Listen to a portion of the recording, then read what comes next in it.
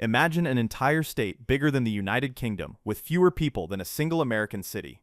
Wyoming sprawls across 97,000 square miles, yet has a smaller population than Washington, D.C., which you could fit inside it 140 times over. This is one of the most extreme population gaps in the developed world, and the reasons go deeper than you think. Wyoming's emptiness starts with geography that's as stunning as it is hostile. The state sits at an average elevation over 6,700 feet, making it the second highest in America.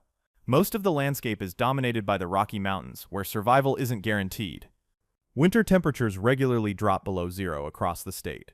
Snowstorms can isolate entire communities for days or even weeks at a time. The wind rips across open plains with such violence that highways shut down and semi-trucks flip over like toys. This isn't land that welcomes settlers with open arms. It demands preparation, resilience, and a stubborn determination just to survive. Every season brings challenges that test even the most experienced residents.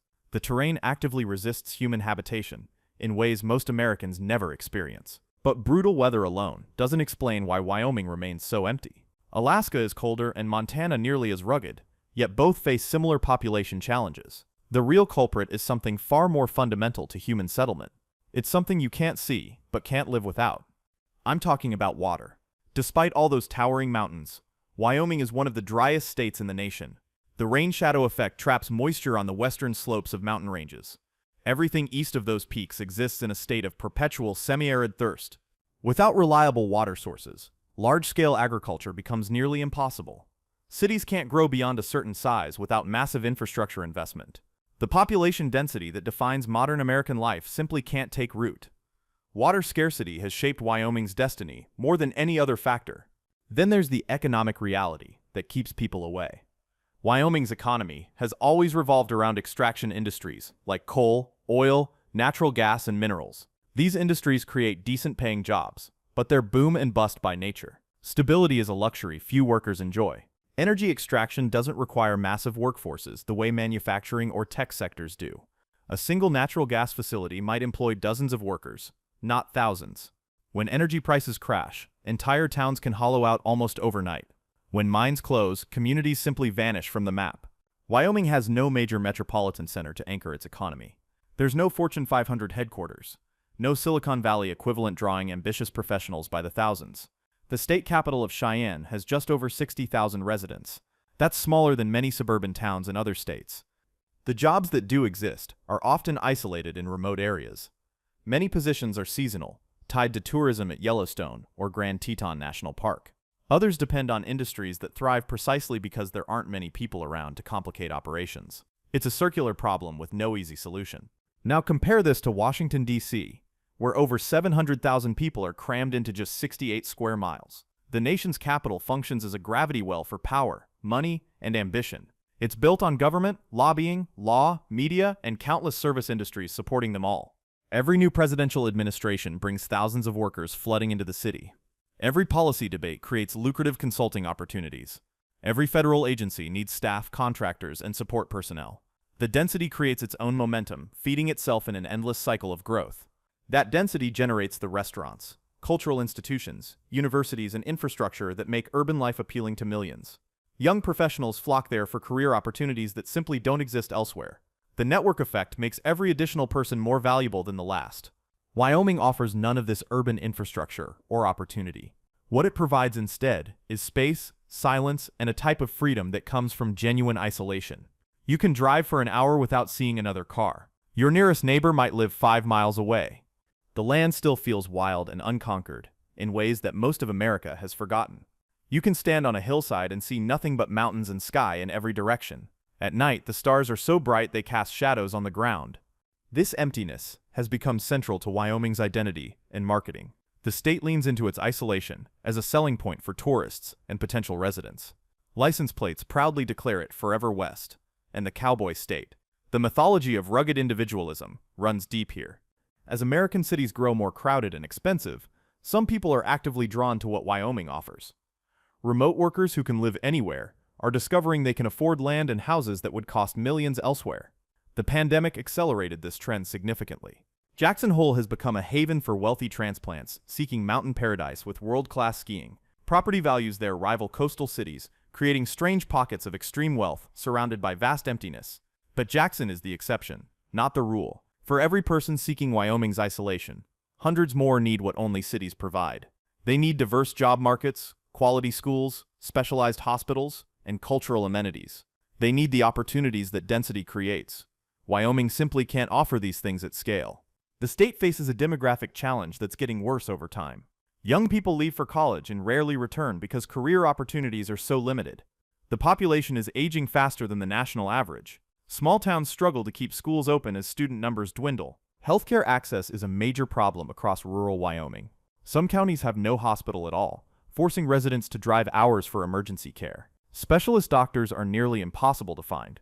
Pregnant women sometimes travel to other states just to give birth safely.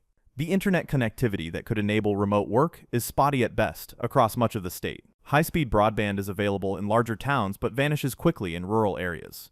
This digital divide makes it harder to attract the remote workers who could stabilize the population. Wyoming's tax structure adds another layer of complexity to the population puzzle. The state has no personal income tax, funded instead by mineral extraction revenues. This makes it attractive for wealthy individuals, but provides less stable funding for schools and services that families need. When energy prices drop, state revenues plummet, and budgets get slashed. Teachers get laid off, road maintenance gets deferred, and services deteriorate. This boom-bust cycle makes long-term planning nearly impossible for both government and residents. Uncertainty becomes the only constant. The political culture also plays a role in who chooses to live there. Wyoming is the most Republican state in America by voter registration. Conservative politics dominate every level of government. People seeking progressive urban culture generally look elsewhere, further concentrating the population that remains. Education presents another challenge for families considering a move. While some Wyoming schools are excellent, many struggle with funding and teacher recruitment. Parents with school-aged children often prioritize educational quality over space and scenery when choosing where to live. The lack of diversity is both cause and effect of the low population. Wyoming is over 90% white, one of the least diverse states in America. People of color often report feeling isolated or unwelcome in such homogeneous communities. This lack of diversity makes it harder to attract businesses that value varied perspectives and talent pools. Companies looking to expand want access to workers from different backgrounds. Wyoming's demographic makeup works against economic diversification efforts. The cycle perpetuates itself. Climate change is now adding new pressures to an already challenging situation. Snowpack in the mountains is declining, affecting water supplies downstream. Wildfire season grows longer and more intense each year. Extreme weather events are becoming more frequent and severe. These environmental changes threaten the outdoor recreation economy that supports many Wyoming communities. Ski resorts need reliable snow. Fishing guides need healthy rivers. Hunting outfitters need stable wildlife populations. As conditions shift, these industries face uncertain futures. Yet despite all these challenges, Wyoming's population isn't actually shrinking. It's just growing incredibly slowly compared to the rest of America. The state added only about 2,500 residents in the last census period. Meanwhile, states like Texas and Florida gained millions. This slow growth means Wyoming maintains outsized political power relative to its population. The state gets 2 senators just like California, despite having less than 1% of California's population. Each Wyoming voter has roughly 68 times more Senate representation than each California voter. This political reality means Wyoming will likely remain sparsely populated by design. Residents enjoy their disproportionate influence and resist changes that might dilute it. Why encourage massive population growth when it would reduce your political power per person? The historical context also matters for understanding Wyoming's emptiness. The state was the last of the lower 48 to be organized as a territory. Settlement came late because there was little to attract people initially. No gold rush, no fertile farmland, no strategic waterways. When the Transcontinental Railroad crossed Wyoming in the 1860s, it created small service towns but no major cities. The railroad needed water and coal stops, not population centers. Towns grew just large enough to serve the trains, then stopped growing. Native American displacement also shaped settlement patterns in ways that persist today. The Wind River Reservation covers over 2 million acres of central Wyoming. This land remains largely undeveloped, preserving both indigenous culture and open space that might otherwise have been settled. Yellowstone National Park, established in 1872, locked up over 2 million more acres. Grand Teton National Park added hundreds of thousands more. These protected lands are Wyoming's greatest treasures, but they also limit where development can occur. Almost half the state is publicly owned. This public land ownership creates a paradox. Wyomingites fiercely defend public access to these spaces for hunting, fishing, and recreation. Yet federal ownership also means less land available for private development, and the tax base that comes with it. The tension is constant. The energy transition currently underway poses existential questions for Wyoming's economy. As America shifts away from coal and toward renewables, Wyoming's primary revenue source is under threat. Wind energy is growing, but doesn't generate the same tax revenue or employment. Coal towns like Gillette, that once thrived, are now struggling to reimagine their futures. When the mines close, what replaces them? Tourism can't absorb thousands of laid-off miners. Tech companies aren't relocating to remote Wyoming towns. The answer remains unclear. Some Wyoming leaders are betting on carbon capture technology to keep fossil fuel industries viable. Others are promoting outdoor recreation and tourism as the path forward. A few are trying to attract remote workers with quality-of-life appeals. None of these strategies guarantees success. The cost of living in Wyoming is lower than coastal states, but higher than many people expect. Housing in desirable areas has gotten expensive thanks to wealthy transplants. Groceries cost more because everything must be shipped long distances. Heating bills are substantial during brutal winters. Employment options for spouses can make or break relocation decisions. If one partner has a job offer in Wyoming but the other can't find work, families often choose to stay where both can be employed. Limited job diversity makes this a common problem. The cultural isolation bothers some newcomers more than the physical isolation. If you're used to diverse restaurants, live music, museums, and theater, Wyoming offers slim pickings outside Jackson Hole. Many transplants eventually leave because they miss the cultural amenities of larger cities. However, the people who thrive in Wyoming tend to stay for life. They form tight-knit communities where everyone knows everyone. They embrace outdoor recreation as a lifestyle, not just a weekend activity. They accept trade-offs that others won't consider. Small-town life in Wyoming operates on different social rules than urban America. Your reputation matters intensely because you'll see the same people at the grocery store, the school, and the church. Anonymity doesn't exist. Privacy looks different when everyone knows your business. This social structure appeals to some and repels others. People seeking tight community bonds often love it. Those who value urban anonymity and diversity find it suffocating.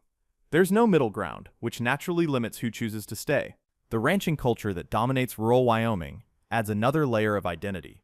Multi-generational ranching families control vast tracts of land and wield significant political influence.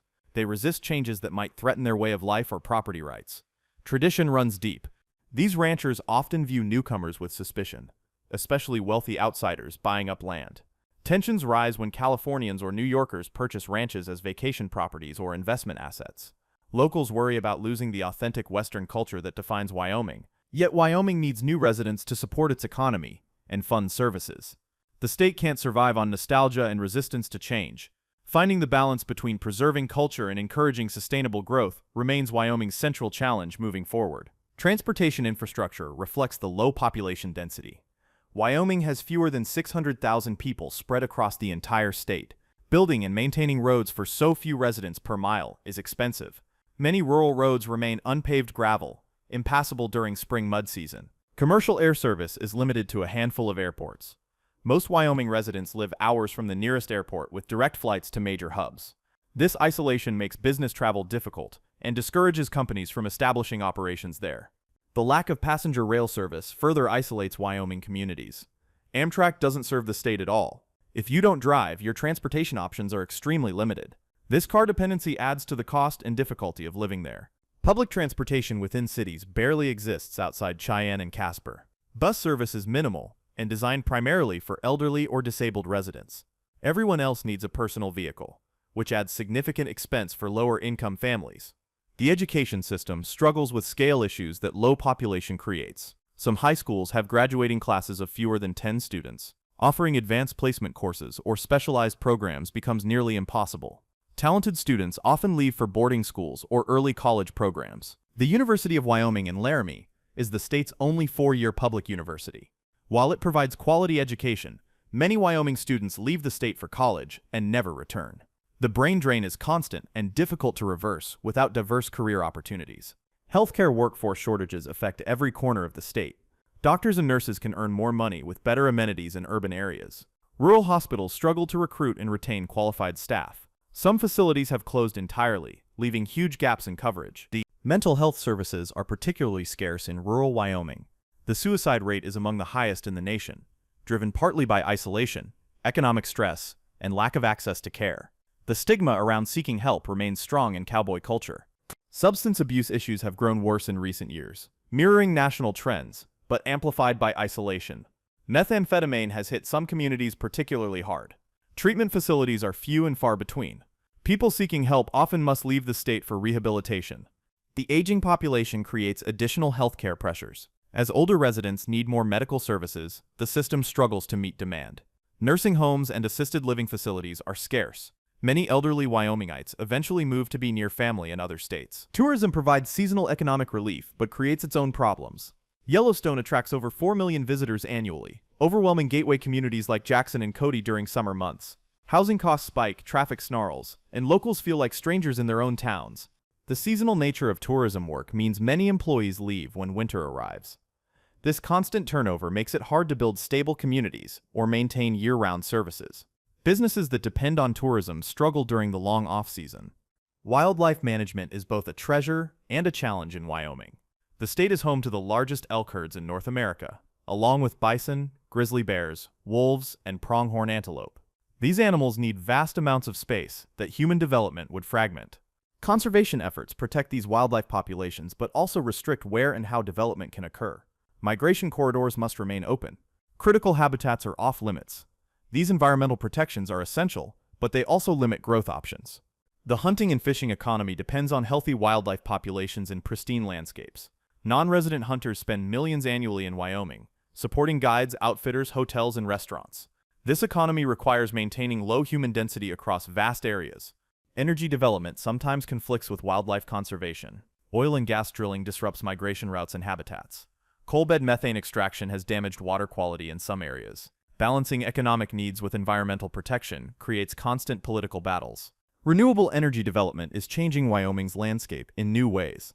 Massive wind farms now cover parts of southeastern Wyoming, generating power for other states. These projects create some jobs, but transform the visual landscape in ways that bother some residents.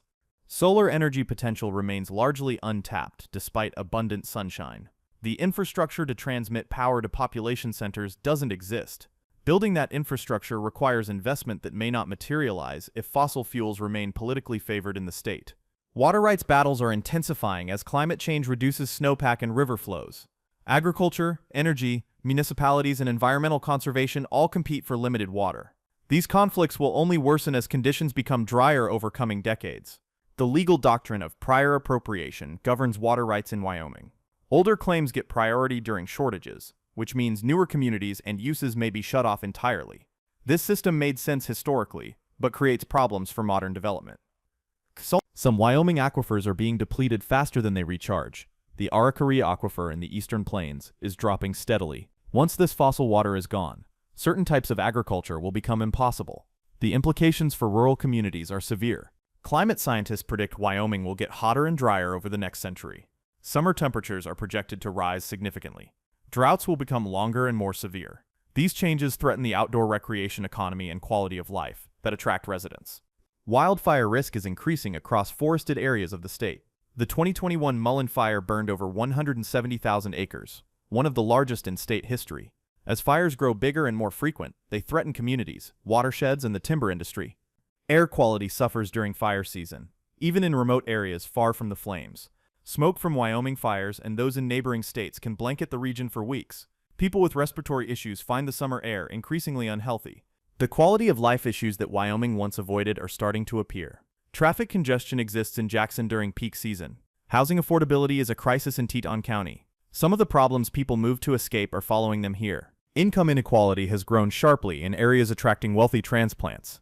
Jackson Hole has some of the highest income inequality in America. Billionaires own massive ranches while service workers can barely afford rent. The social fabric is straining under this pressure. Local workers are being priced out of communities they've lived in for generations. Teachers, nurses, and firefighters can't afford housing near their jobs. Some commute hours each day from cheaper towns. Others leave entirely, creating workforce shortages that hurt everyone. Affordable housing initiatives face resistance from residents who oppose density and government intervention. Zoning changes that might allow more housing get voted down. The free market ideology that dominates Wyoming politics conflicts with the need for intervention to solve housing crises. Some Wyoming towns have experimented with workforce housing subsidies and employer-assisted programs. These help but don't solve the fundamental problem of limited supply and surging demand. Without significant construction, housing will remain out of reach for many workers. Political divisions within Wyoming are growing, though they remain muted compared to urban America. Wealthy Jackson Hole leans more liberal, while rural areas stay deeply conservative. Disagreements over development, conservation, and cultural issues are intensifying slowly but steadily. The libertarian streak in Wyoming culture resists government solutions to almost any problem. Many residents believe people should solve their own problems without help or interference. This philosophy works for self-sufficient individuals, but leaves vulnerable populations with few safety nets. Social services are minimal compared to other states. Wyoming spends less per capita on welfare, housing assistance, and other support programs. The assumption is that people should take care of themselves and their neighbors. When that breaks down, the results can be tragic. Charitable organizations and churches fill some gaps that government doesn't address. Food banks, domestic violence shelters, and homeless services operate on shoestring budgets with volunteer labor. These efforts help but can't replace comprehensive social support systems. The COVID pandemic hit Wyoming differently than urban areas. While infection rates were significant, the physical isolation protected some communities. Remote work suddenly seemed viable for more jobs. Some people who had only visited Wyoming for vacation decided to relocate permanently. This pandemic migration boosted population slightly, but also accelerated housing price increases. Real estate markets that had been stable for decades suddenly saw bidding wars. Locals who had been saving for homes found themselves priced out by buyers paying cash from other states. The long-term impacts of pandemic migration remain unclear. Some newcomers will stay and integrate into Wyoming communities. Others will realize that isolation and harsh winters aren't sustainable once offices reopen. The next few years will reveal whether this population bump is permanent. Infrastructure investments could make Wyoming more attractive but require funding the state doesn't have. Broadband expansion, airport improvements, and road upgrades all need money. Without mineral extraction revenues, Wyoming struggles to fund even basic maintenance, let alone major improvements. Federal infrastructure funding could help, but accepting federal money comes with strings attached. Wyoming politicians often reject grants that require matching funds or impose regulations. The independent streak that defines Wyoming can work against its economic interests. Some economic development experts believe Wyoming should embrace its emptiness as an asset. Data centers seeking cheap land and energy could thrive there. Bitcoin mining operations have already set up in some areas. These industries need space and power, not large populations. Carbon sequestration and direct air capture facilities could provide future revenue if carbon markets develop. Wyoming has geological formations suitable for storing captured carbon dioxide. The state could become a climate solution provider while maintaining low population density. However, betting Wyoming's future on unproven technologies is risky. If carbon markets don't materialize or new tech fails to scale, the state could be left without viable economic alternatives. Diversification is wise but difficult when starting from such a narrow base. The generational divide in Wyoming is growing. Younger residents often want more diverse economies and cultural opportunities. Older residents prefer maintaining traditional industries and ways of life. Reconciling these visions will determine Wyoming's trajectory. Some young people are finding creative ways to build lives in Wyoming, despite the challenges. They're starting small businesses, working remotely, and building online communities that compensate for physical isolation. These pioneers are slowly changing what's possible in rural America. The environmental quality that Wyoming offers is becoming more valuable as other places degrade. Clean air, dark skies, and pristine wilderness are increasingly rare commodities. People willing to accept trade-offs can still find something precious here that's vanishing elsewhere. Yet the fundamental tension remains. Wyoming's economy, culture, and political power all depend on staying empty. But staying empty creates problems that are getting harder to ignore. The state must find ways to support the people it has without destroying what makes it special. Washington, D.C. represents the opposite extreme, where density creates its own momentum and opportunities. People move there because other people are already there. The network effects of urban concentration are powerful and self-reinforcing. Wyoming operates in reverse. The comparison between Wyoming and D.C. reveals a fundamental truth about modern America. We are sorting ourselves into very different places, based on very different values and priorities. Some want space and independence, others want density and opportunity. Both choices are valid. Wyoming will likely remain one of the emptiest places in America for the foreseeable future. The forces that created this emptiness, geography, climate, economics, and culture, aren't changing quickly. The state has found an equilibrium, even if it's an uncomfortable one. For the people who call Wyoming home, the emptiness is a feature, not a bug. They've made peace with the trade-offs and found meaning in the space. They understand something that crowded places have forgotten about what it means to live close to the land. Wyoming's emptiness is a choice as much as an accident. Every decision to preserve wilderness, reject development, and maintain traditional industries reinforces low density. The state remains a place where you can truly disappear, and for those who need that, nowhere else in America quite compares.